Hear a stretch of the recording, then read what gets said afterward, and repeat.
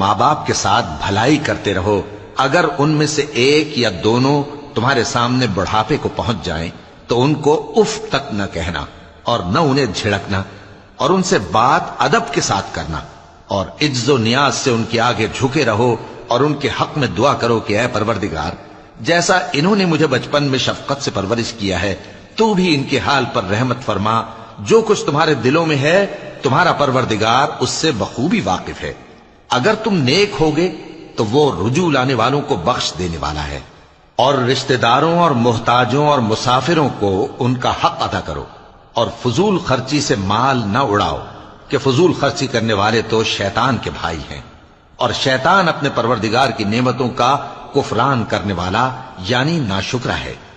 اور اگر تم اپنے پروردگار کی رحمت یعنی فراخ دستی کے انتظار میں جس کی تمہیں امید ہو ان مستحقین کی طرف توجہ نہ کر سکو تو ان سے نرمی سے بات کہہ دیا کرو، اور اپنے ہاتھ کو نہ تو گردن سے بندھا ہوا یعنی بہت تنگ کر لو کہ کسی کو کچھ دو ہی نہیں، اور نہ بالکل کھول ہی دو کہ سبھی کچھ دے ڈالو، اور انجام یہ ہو کہ ملامت زدہ اور حسرت زدہ ہو کر بیٹھ جاؤ۔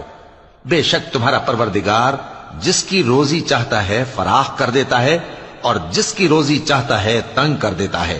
وہ اپنے بندوں سے خبردار ہے اور ان کو دیکھ رہا ہے۔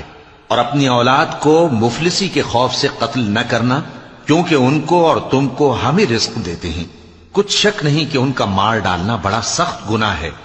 اور زنا کے پاس بھی نہ جانا کہ وہ بے حیائی ہے اور بری راہ ہے۔ اور جس جاندار کا مارنا اللہ نے حرام کیا ہے اسے قتل نہ کرنا مگر جائز طور پر یعنی بفتوائے شریعت۔ اور جو شخص ظلم سے قتل کیا جائے ہم نے اس کے وارث کو اختیار دیا ہے کہ ظالم قاتل سے بدلہ لے، تو اس کو چاہیے کہ قتل کے قصاص میں زیادتی نہ کرے کہ وہ منصور و فتح یاب ہے۔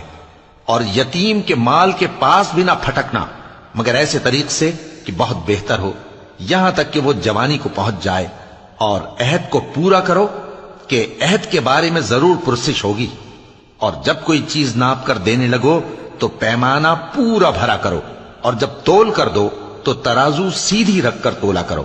یہ بہت اچھی بات اور انجام کے لحاظ سے بھی بہت بہتر ہے۔ اور اے بندے، جس چیز کا تجھے علم نہیں اس کے پیچھے نہ پڑ کہ کان اور آنکھ اور دل ان سب اعضاء کے بارے میں ضرور باز پرس ہوگی۔ اور زمین پر اکڑ کر اور تن کر مت چل کہ تو زمین کو پھاڑ تو نہیں ڈالے گا اور نہ لمبا ہو کر پہاڑوں کی چوٹی تک پہنچ جائے گا۔ ان سب عادتوں کی برائی تیرے پروردگار کے نزدیک بہت ناپسند ہے۔ اے پیغمبر، یہ ان ہدایتوں میں سے ہیں جو اللہ نے حکمت کی باتیں تمہاری طرف وحی کی ہیں، اور اللہ کے ساتھ کوئی اور معبود نہ بنانا کہ ایسا کرنے سے ملامت زدہ اور راندہ درگاہ بنا کر جہنم میں ڈال دیے جاؤ گے۔ مشرکو، کیا تمہارے پروردگار نے تم کو تو لڑکے دیے اور اپنے لیے فرشتوں کو بیٹیاں بنایا؟ کچھ شک نہیں کہ یہ تم بڑی نامعقول بات کہتے ہو۔ اور ہم نے اس قرآن میں طرح طرح کی باتیں بیان کی ہیں تاکہ لوگ نصیحت حاصل کریں، مگر وہ اس سے اور بدک جاتی ہیں۔ کہہ دو کہ اگر اللہ کے ساتھ اور معبود ہوتے جیسا کہ یہ کہتے ہیں تو وہ ضرور عرش والے کی طرف لڑنے بھیڑنے کے لیے رستہ نکالتے۔ وہ پاک ہے اور جو کچھ یہ بکواس کرتے ہیں اس سے اس کا رتبہ بہت عالی ہے۔ ساتوں آسمان اور زمین اور جو لوگ ان میں ہیں سب اسی کی تسبیح کرتے ہیں، اور مخلوقات میں سے کوئی چیز نہیں مگر اس کی تعریف کے ساتھ تسبیح کرتی ہے، لیکن تم ان کی تسبیح کو نہیں سمجھتے۔ بے شک وہ بردبار ہے، غفار ہے۔ اور اے نبی، جب تم قرآن پڑھا کرتے ہو تو ہم تم میں اور ان لوگوں میں جو آخرت پر ایمان نہیں رکھتے چھپا ہوا پردہ یعنی حجاب ڈال دیتے ہیں، اور ان کے دلوں پر بھی پردے ڈال دیتے ہیں کہ اسے سمجھ نہ سکیں، اور ان کے کانوں میں ثقل پیدا کر دیتے ہیں۔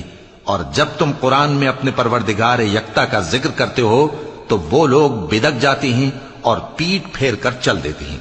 یہ لوگ جب تمہاری طرف کان لگاتے ہیں تو جس نیت سے یہ سنتے ہیں ہم اسے خوب جانتے ہیں، اور جب یہ سرگوشیاں کرتے ہیں یعنی جب ظالم کہتے ہیں کہ تم تو ایک ایسے شخص کی پیروی کرتے ہو جس پر جادو کیا گیا ہے، دیکھو انہوں نے کس کس طرح کی تمہارے بارے میں باتیں بنائی۔